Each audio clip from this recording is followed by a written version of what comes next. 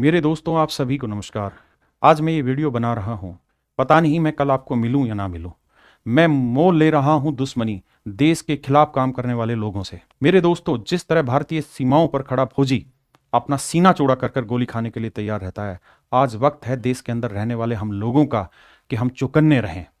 मेरे प्यारे बच्चों, ये विदेशी कंपनियां देश के अंदर जहर घोल रही हैं, देश को ले डूबेंगी। मैं आपको बता रहा हूं कैसे। आपके माँ बाप का, आपके भाई बहन का, आपके दोस्तों का रोजगार चला जाएगा अगर हम आज जिंदा नहीं हुए, अगर हम आज अपनी भारत सरकार को अपने विचार ना बता पाए। मेरे दोस्तों, 300 साल तक ईस्ट इंडिया कंपनी ने भारत को लूटने की साजिश रची, और जो पैसा वो 300 साल में नहीं लूट के ले गए, उतना पैसा आज विदेशी कंपनियां मात्र 300 दिन में लूट के ले जाना चाहती है। मेरे दोस्तों, उदाहरण के तौर पे समझने की कोशिश करना। मेरे बच्चे, मैं आपको यह कहूं कि भाई पूरे भारत में बिजली उत्पादन करने वाली 5 कंपनियां हैं, और उस बिजली का प्रयोग करने वाले हम जैसे हर एक आदमी, कोई एक सिंगल आदमी ऐसा नहीं है जो बिजली का प्रयोग नहीं करता, किसी ना किसी रूप में यूज करता है। मेरे प्यारे बच्चों, 5 भारतीय कंपनियां बिजली बना रही हैं। एक विदेशी कंपनी आई और उसने क्या किया, मान लीजिए 1 यूनिट बिजली पैदा करने में 3 रुपए का खर्चा होता है, और हर भारतीय कंपनी को बिजली पैदा करने में 3 रुपए का खर्चा होता है हमारे घर तक पहुंचाने में। एक विदेशी कंपनी आई और उस विदेशी कंपनी ने क्या कहा कि भैया मैं पूरे भारत में फ्री में बिजली दूंगा। अब लोगों ने क्या किया, फ्री के चक्कर में वो बिजली धीरे धीरे धीरे धीरे सब लोगों ने लेनी शुरू कर दी। मेरे प्यारे बच्चों, फिर क्या हुआ कि जो 5 भारतीय कंपनियां थी उनका प्रॉफिट तो था ही नहीं, क्योंकि वो तो बिल्कुल ही सेवा भाव से काम कर रही थी या बिल्कुल नेक टू नेक फाइट चल रही थी। धीरे धीरे धीरे धीरे मेरे दोस्तों, वो कंपनियां बंद होती चली गई, और एक वक्त ऐसा आएगा जब पूरे भारत में बिजली केवल और केवल एक ही कंपनी से आ रही होगी, विदेशी कंपनी से। और उस दिन वो अपनी उंगली मोड़ेंगे, और मेरे प्यारे बच्चों, जो 1 यूनिट है उसकी कीमत 3 रुपए नहीं, सीधा 300 रुपए ले जाएंगे। आपकी औकात ही नहीं है कि आप उसके अगले आने वाले 10 साल तक आप उस इंफ्रास्ट्रक्चर को दोबारा तैयार करें। मेरे प्यारे बच्चों, यही काम गूगल प्ले स्टोर कर रहा है। मेरे दोस्त, आपको जो भी सर्विस मिल रही है ऑनलाइन, उन सारी सर्विसेज पे गूगल प्ले स्टोर ने लगभग 30% चार्ज लगा दिया है। उदाहरण के तौर पे समझाऊं तो मेरे दोस्तों, एक टीचर जो किसी ऑनलाइन प्लेटफॉर्म को बनाता है और उस ऑनलाइन प्लेटफॉर्म के थ्रू अपने बच्चों तक एजुकेशन प्रोवाइड कराता है, उसको कितना खर्चा लगता है, ऐप बनाना कितना बड़ा स्ट्रगल है, उसके बाद उसको अपना पूरा स्टाफ बैठाना पड़ता है, कंटेंट तैयार करना पड़ता है, फिर सारी जाके व्यवस्थाएं तैयार होती हैं, और फिर मेरे प्यारे बच्चों, वो अपने बच्चों तक, भारत के ही बच्चों तक एजुकेशन दे पाता है। मान लीजिए वो एजुकेशन देने में उसको 100 रुपए बच्चों से उसने लिए। मेरे दोस्तों, आज के समय में भारत में कोई भी ऐसा व्यापार नहीं है जहां 2, 3, 4, 5% से ऊपर का मार्जिन हो। आप जानते हैं उस 100 रुपए पर भारत सरकार 18% तो सीधा सीधा जीएसटी ले लेती है, जो कि वाजिब है, क्योंकि भारत में ही वो जीएसटी का पैसा लग रहा होता है, और बहुत सारी बुनियादी सुविधाएं हैं जो देश के लोगों को मिल रही हैं। मेरे प्यारे दोस्तों, जीएसटी फिर भी वाजिब है, हम इसका सम्मान करते हैं, और हम टाइमली जीएसटी पे करते हैं, हर एक संस्थान।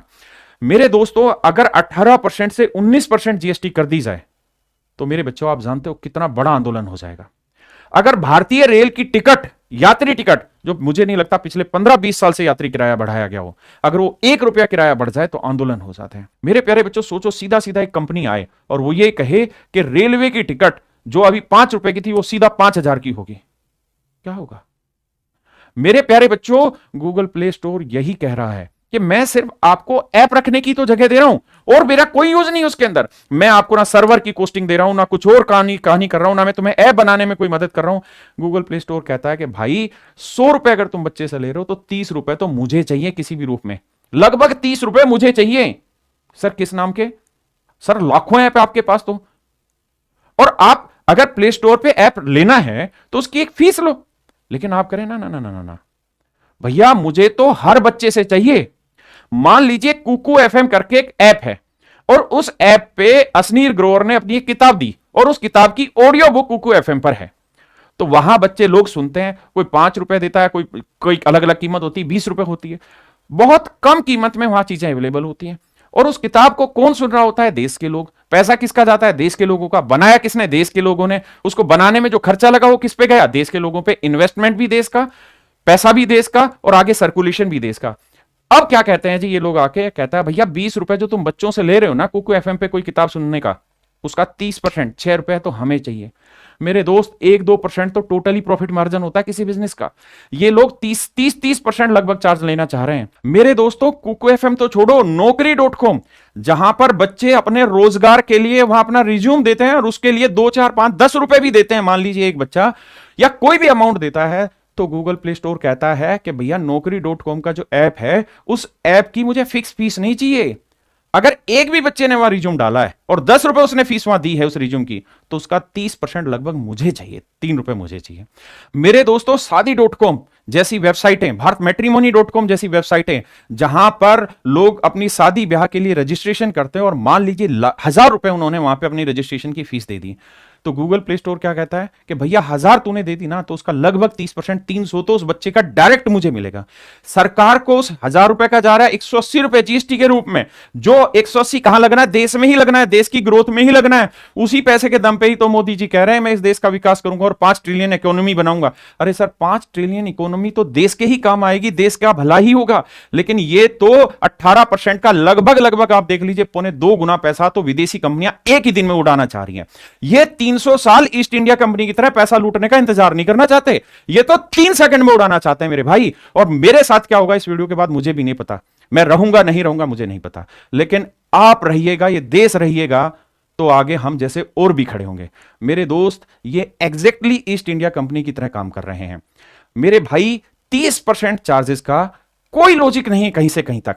आप एक प्ले स्टोर पे ऐप ही तो रख रहे हैं मेरे दोस्तों। जो एंड्रॉयड मोबाइल है, उस एंड्रॉयड मोबाइल का एक बेसिक फीचर है क्या? Google play store.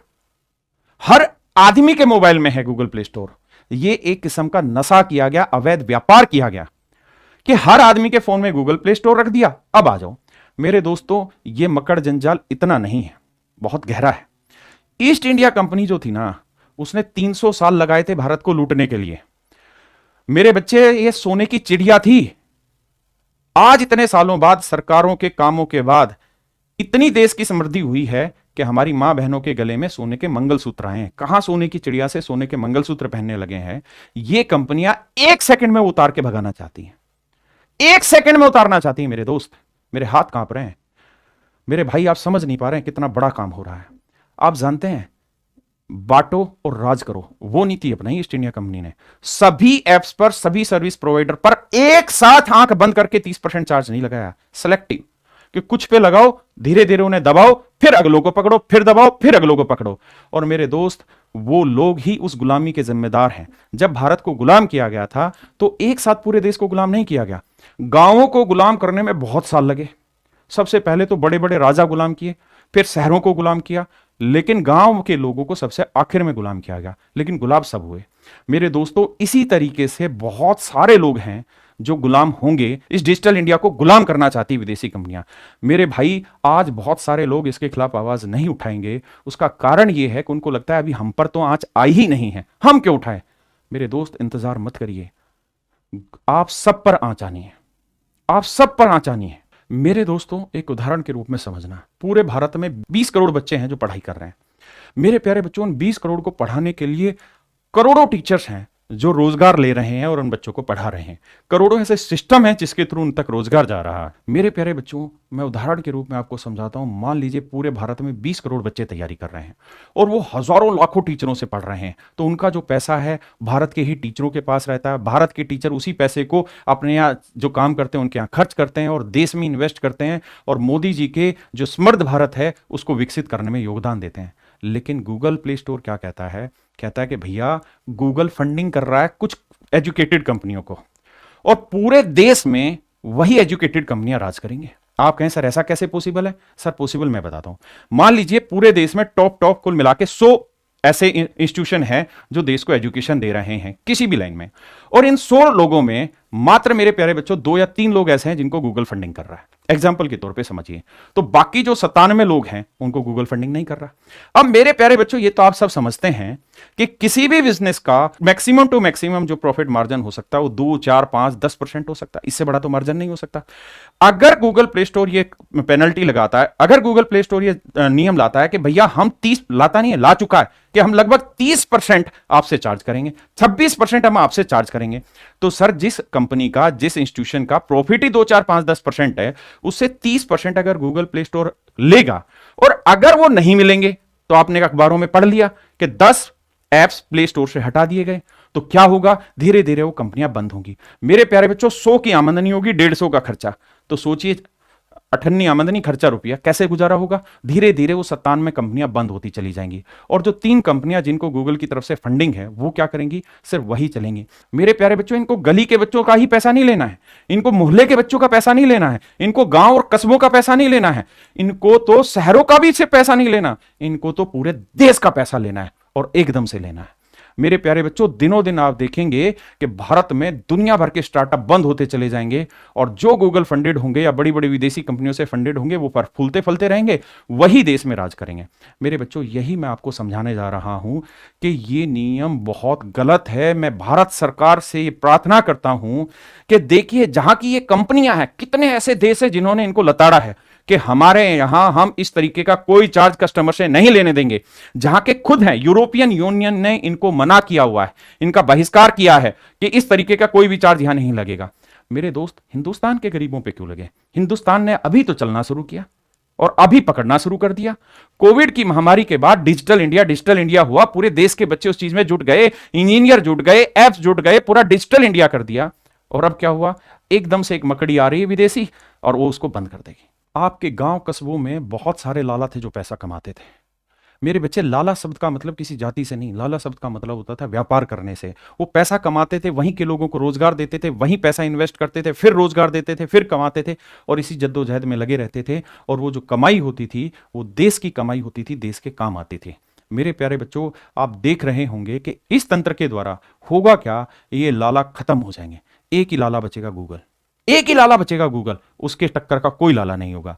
मेरे दोस्तों, ये वक्त है अपने आप को जानने का, अपने आप को जागने का। अगर हम आज नहीं समझे तो कभी नहीं समझ पाएंगे। मेरे दोस्तों, मेरी सरकार से प्रार्थना है, कम से कम एजुकेशन को तो बचाओ सर, इन विदेशी कंपनियों से बचाइए सर।